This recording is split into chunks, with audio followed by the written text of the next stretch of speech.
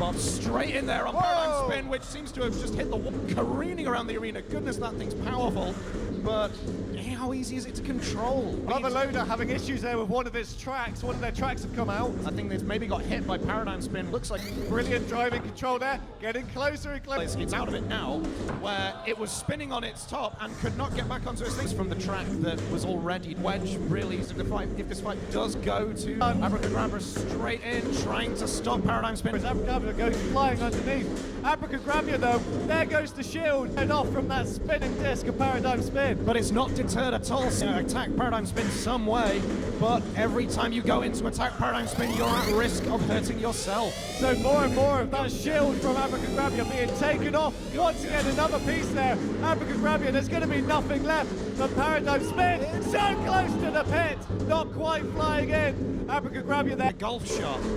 You know, 4 there in the corner, we can't quite see, but Paradigm Spin being a little bit stuck.